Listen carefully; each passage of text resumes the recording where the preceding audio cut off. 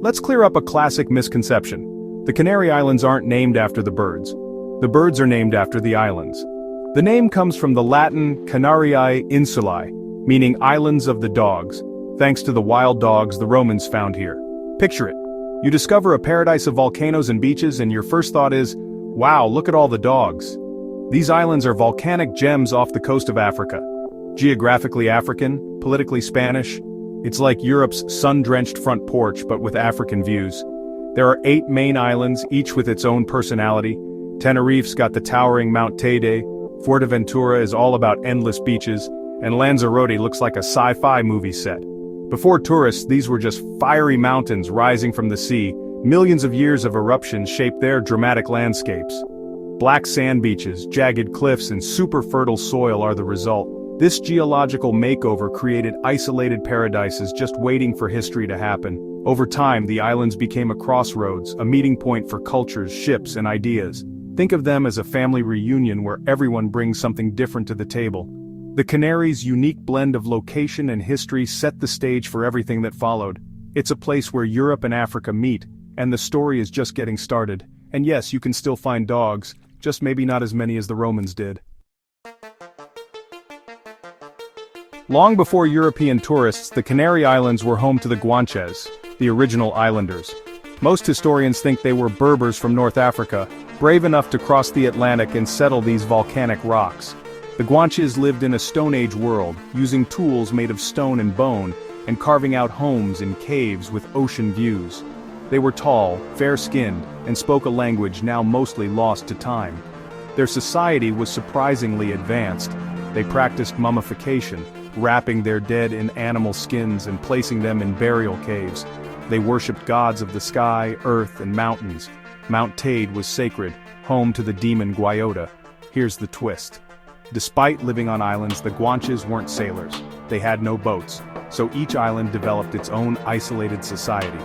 Different dialects, different kings, just a few miles apart, but worlds away. This isolation made them vulnerable when outsiders arrived. The Guanches' unique culture was shaped by their environment and their separation from the rest of the world. Their story is one of adaptation, mystery, and resilience. They left behind cave art, mummies, and legends that still echo today. But their lack of seafaring skills would prove costly when new ships appeared on the horizon. The stage was set for a dramatic encounter with the outside world. The Guanches' world was about to change forever, and their legacy would become a key part of Canarian identity. For centuries, the Guanches lived undisturbed, until European ships showed up in the 14th century. First came traders and explorers from Genoa, Portugal, and Mallorca, offering trinkets for goods, or sometimes launching slave raids. The Guanches, armed with stone tools and local knowledge, resisted fiercely.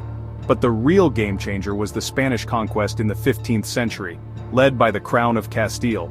This wasn't a quick takeover, it took nearly a century of brutal fighting. Guanche leaders like Doramus became legends of resistance, but the Spanish had steel, guns, and most devastatingly, diseases. Smallpox and influenza swept through the islands, decimating the population. By the end of the 15th century, the Spanish flag flew over all the islands. The Guanches' world was gone, but their spirit endured in the new Canarian identity. The islands became a melting pot, shaped by conquest, tragedy, and survival. The Spanish brought new crops, new customs, and a new chapter in island history.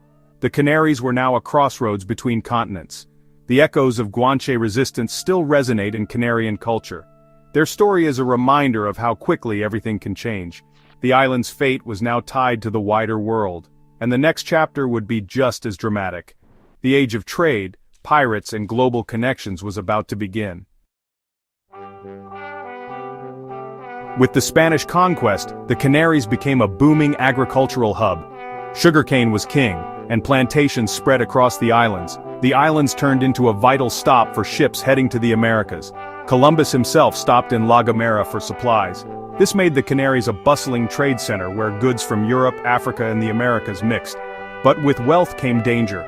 Pirates and privateers saw the islands as easy pickings. English, Barbary, and other pirates attacked coastal towns, prompting the construction of watchtowers and forts. Life was a mix of hard work, opportunity, and constant threat. Colonists from Spain, Portugal, and Italy arrived, intermarrying with the remaining Guanches and creating a new Canarian identity. When the sugar market crashed, wine took over. Canary sack became famous, even earning a shout-out from Shakespeare. The island's culture grew from this blend of survival, trade, and adaptation. The Canaries were now a true crossroads shaped by waves of people and commerce. Pirate attacks, booming trade, and cultural fusion defined daily life. The island's resilience and resourcefulness became legendary, and their story was far from over. Over time, the Canaries became a cultural melting pot. Spanish, Guanche, African, and Latin American influences all mixed together. You can taste this history in the food papas arrugadas con mojo. Wrinkly potatoes with spicy or herby sauce are everywhere. Gofio, a roasted grain flour from Guanche times, is still a staple. The Spanish spoken here is unique, with its own musicality and words you won't hear on the mainland. Festivals are legendary. Carnival in Santa Cruz and Las Palmas rivals Rio for color and energy. Canarians see themselves as Canarian first, Spanish second, proud, independent, and welcoming. The culture is relaxed but resilient, shaped by centuries of survival and adaptation. Music, dance, and food all tell the story of a people who thrive on fusion. The island's vibe is instantly welcoming, familiar yet distinctly different. Every meal, every festival, every conversation is a celebration of this unique identity. The Canaries are a living example of cultural fusion done right. Their traditions are alive, evolving, and open to the world. It's a place where history is always on the menu. In the 20th century, the Canaries transformed again. This time, tourism took over. After World War II, sun-seekers from Northern Europe flocked to the island's perfect climate. Hotels and resorts sprang up, and the economy shifted to serve millions of visitors each year. The islands became a global hotspot, offering everything from luxury resorts to quiet villages. Tourism brought prosperity and modern infrastructure, but also challenges: overdevelopment, environmental strain, and the need to balance growth with preservation. Today you can lounge at a five-star resort, hike ancient forests, or surf black sand beaches, all in one day. The Canaries are a place of contrasts, modern and traditional, bustling and tranquil. The island's diversity keeps people coming back. There's something for everyone. From party towns to stargazing at Teide Observatory, the options are endless. The Canaries have mastered the art of reinvention. They're connected to the world but still hold on to their unique soul.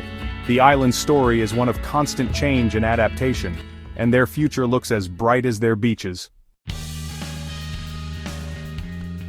The Canary Islands story is one of volcanoes, ancient mysteries, conquest, and cultural fusion. Geography made them a crossroads, shaping a society that's both European and not, familiar yet exotic. From the Guanches to modern tourists, the islands have adapted and thrived. Their spirit lives on in the food, the language, and the dramatic landscapes. The Canaries are living museums, history you can taste, hear, and feel. And here's a final fun fact. On La Gomera, people still use Silbo Gomero, a whistled language that echoes across valleys. It's a UNESCO heritage, and yes, you might hear someone whistling their lunch order. The Canary Islands, where even the language is an adventure. They're a testament to resilience and cultural fusion. Sometimes the most fascinating places are right in the middle of everything.